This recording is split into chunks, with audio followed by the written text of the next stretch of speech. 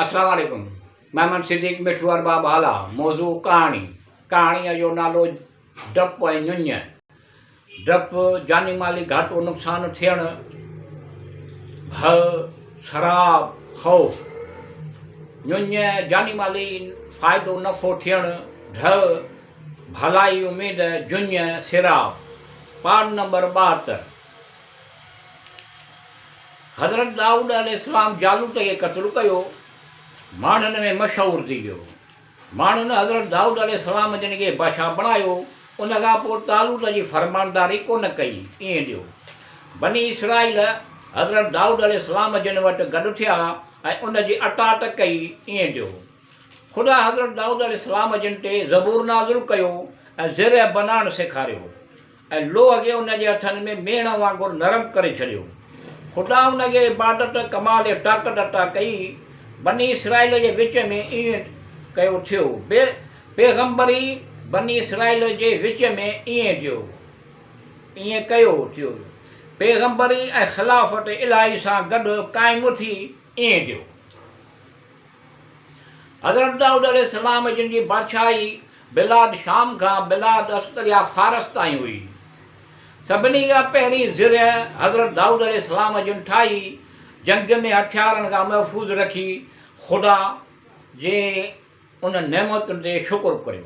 हज़रत दाऊद अलैहिस्सलाम जिन ते ख़ुदा फज़्ल कयो, जबल बि उन सां गॾु तस्बीह ऐं इस्तग़फ़ार गॾु ख़ुदा जे तरफ़ रुजू थियनि। ईअं ॾियो हज़रत दाऊद अलैहिस्सलाम हज़रत सुलेमान अलैहिस्सलाम जिन खे इल्म बुज़ुर्गी अता कयो ऐं उन्हनि चयो त तारीफ़ूं सभु तारीफ़ूं फ़ज़ीलत ख़ुदा जे लाइ आहिनि, जंहिं असांखे फ़ज़ीलत ऐं बरतरी पंहिंजे तमामु घणनि मोमिन बंदनि ते अता कयो। मज़कूर आहे त हज़रत दाऊद अलैहिस्सलाम जिन जे ज़माने में आसमान मां हिकु ज़ंजीर लटकंदी हुई। ईअं ॾियो जंहिंजे ज़रिए माण्हू पंहिंजा फ़ैसिला कंदा हुआ, यानी त सचो हूंदो हुयो त उन जे हथ में ज़ंजीर अची वेंदी हुई। ईअं हुयो कूड़ो हूंदो हुयो त उन जे हथ में ज़ंजीर कोन ईंदी हुई। ईअं ॾियो हिकिड़े भेरे हिकु शख़्स हिकिड़े माण्हूअ खे मोटी सिपरत कयो। वरी जॾहिं उन शख़्स इहो मोटी तलब कयो त उन माण्हूअ उहो मोटी ॾियण खां इनकार कयो ऐं पंहिंजी लठ में लिकाए उहो मोटी लठ में लिकाए पाए खणियो पियो हलंदो हुयो।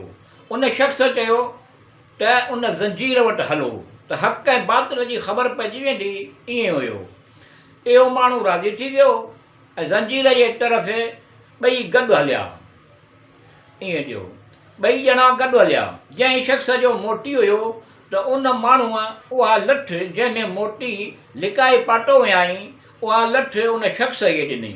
गवैया उन इहो मोटी वापसि कयो त उहा ज़ंजीर जंहिं शख़्स जे हथ में अची वई।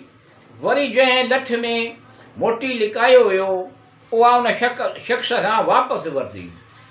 इहा लठ वरिती, ज़ंजीर में हथु लॻायो त उहो ज़ंजीर उन जे हथ में बची वई। ईअं थियो उन माण्हूअ मकारी कई। जॾहिं अहिड़ी मकारी कई त ख़ुदा उहा ज़ंजीर आसमान तरफ़ खणाए छॾी ऐं हज़रत दाऊद अलैहिस्सलाम जिन खे हुकुम ॾिनो त गवाह ऐं कसम जे ज़रिए माण्हुनि में फ़ैसिलो कर। ईअं ॾियो मनक़ूल आहे हिकु भेरो हज़रत अली अलैहिस्सलाम जिन मस्जिद में दाख़िल थियो त हिकु नौजवान तव्हांजे ख़िदमत में रुअंदो आयो।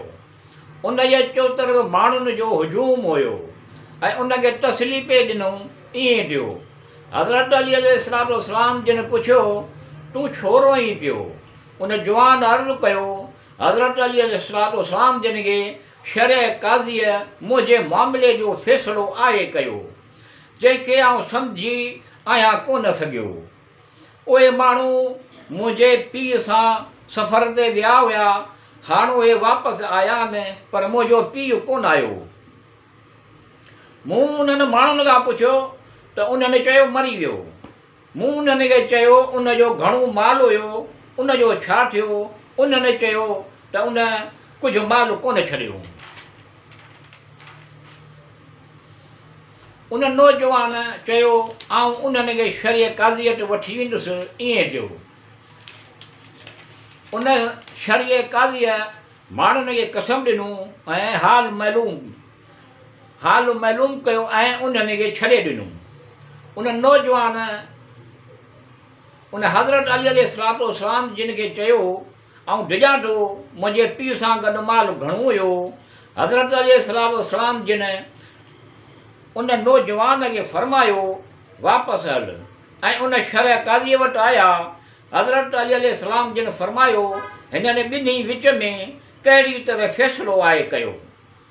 उन शरह काज़ीअ अर्ज़ु कयो हिन नौजवान दवा कयो मुंहिंजो पीउ हिन सां गॾु सफ़र ते रवानो थी वियो, इहो वापसि कोन आयो ऐं न कुझु माल ई हिननि माण्हुनि मूंखे माण्हुनि ई न आया ऐं मां माल बि कोन ॾिनो। चवंदा उहे माण्हू त उन कुझु माल कोन्हे छॾियो।